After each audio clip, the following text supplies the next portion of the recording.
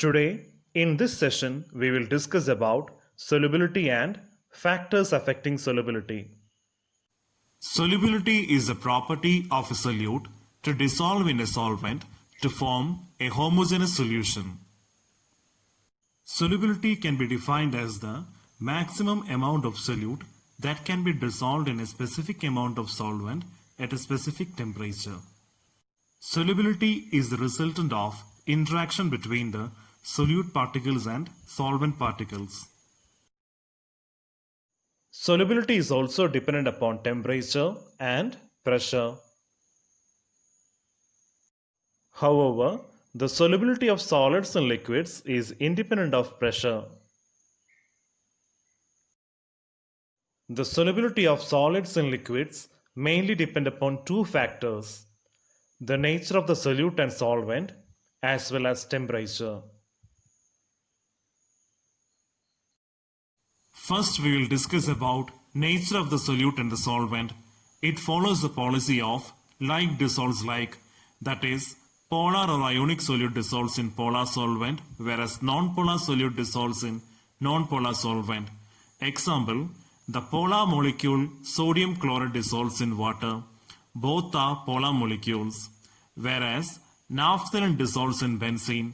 Both naphthalene and benzene are non-polar molecules. Next, we will discuss the effect of temperature. Solubility of a solid may increase or decrease with the increase in temperature.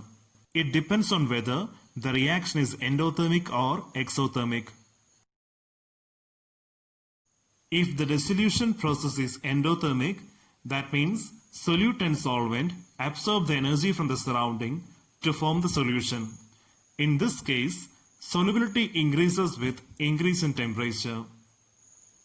Examples: the solubility of sodium nitrate, ammonium chloride, silver nitrate, etc. increases with increase in temperature. Whereas, if the dissolution process is exothermic, that means solute and solvent combine to form solution along with evolution of heat energy. In this case, solubility decreases with increase in temperature. Examples: the solubility of lithium sulfate, sodium carbonate, monohydrate, etc. decreases with increase in temperature.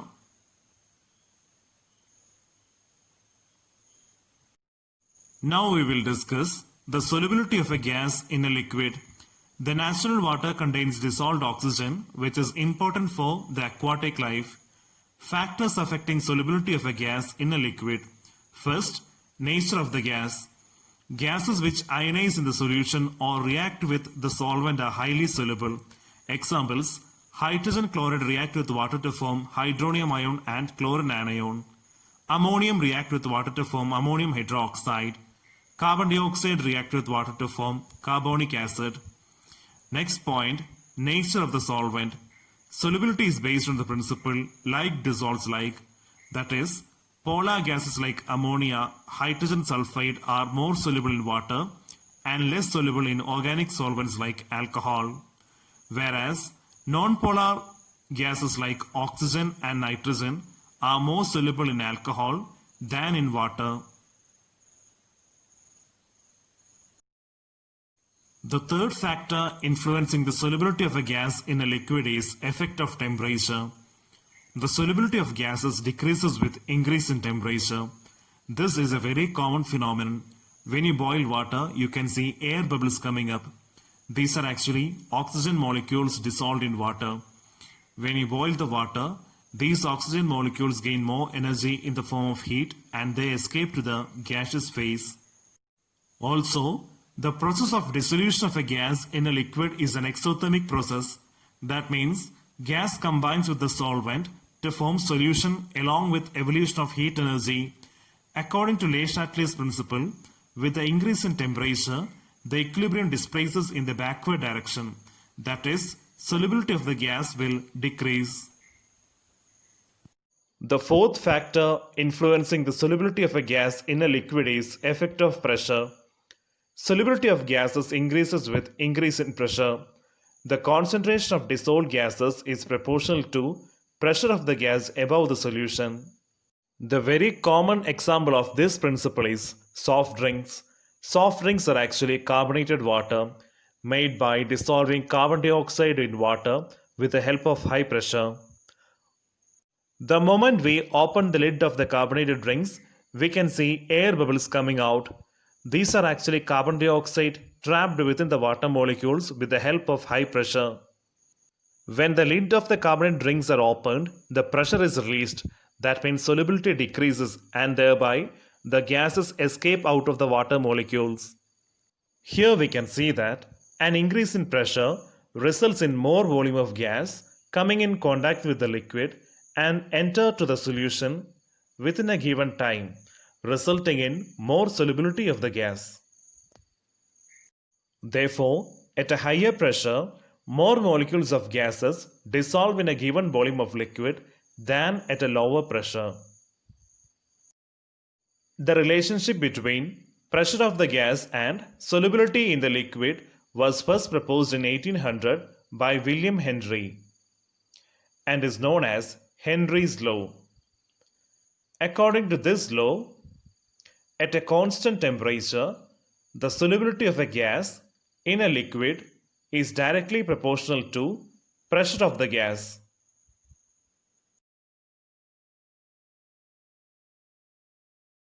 John Dalton, a contemporary of William Henry, independently concluded that the solubility of a gas is a function of its partial pressure.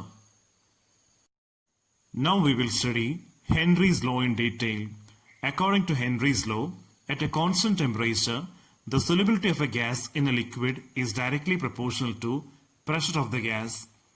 Mathematical form of Henry's law, that is, M is proportional to P, where M is the amount of gas in a solution in a unit volume of liquid and P is the pressure of the gas in equilibrium with the solution. Removing the proportionality sign, we will get M is equal to K into P, where K is the proportionality constant. Dalton also concluded independently that the solubility of a gas in the liquid solution is a function of partial pressure of the gas. The most commonly used form of Henry's law states that the partial pressure of a gas in vapor phase is proportional to mole fraction of the gas in the solution and is expressed mathematically as partial pressure is proportional to mole fraction. Removing the proportionality sign, partial pressure is equal to Kh into mole fraction, where Kh is called the Henry's law's constant. Now we will discuss the applications of Henry's law in industry and biological solutions. In industry, Henry's law is mainly applied for the making of carbonated drinks. In carbonated drinks, carbon dioxide is dissolved in water with the help of high pressure. Once the lid of the bottle is opened, we can see that the gases that are dissolved in water escapes out. That is, when we open the lid of the container, the pressure inside the bottle reduces. This results in lesser solubility of the gas in the liquid and the gases escape out. Another application of Henry's law is in the case of scuba divers. We know that they always carry an oxygen cylinder along with them. Nitrogen is the major part of air, almost 78%. When the scuba divers moves to very deep regions, we know that the pressure there is very high. This high pressure causes gases like nitrogen to dissolve in blood. But once the scuba diver returns back to the surface of water, the pressure is very low there. This causes less solubility of nitrogen in blood. The nitrogen is no more soluble in blood and it forms air bubbles within the arteries. These nitrogen air bubbles causes blockage of blood within the arteries and this serious health condition is known as BENS. So, to overcome this issue, artificial breathing mixtures are made, which comprises of 32.1% oxygen, 56.2% nitrogen, and 11.7% helium. Helium is 5 times less soluble than nitrogen in blood. As a result, there is less amount of gas dissolved in blood to form bubbles. On the other hand, at high altitudes, the atmospheric pressure is very low. So the concentration of oxygen dissolved in blood and tissues will be very less. Due to this less concentration of oxygen in blood, mountaineers at very high altitude suffer from a health condition called anoxia. This causes low oxygen supply in tissues, weakness and inability to think clearly. That is why mountaineers carry oxygen cylinders while moving to very high altitudes.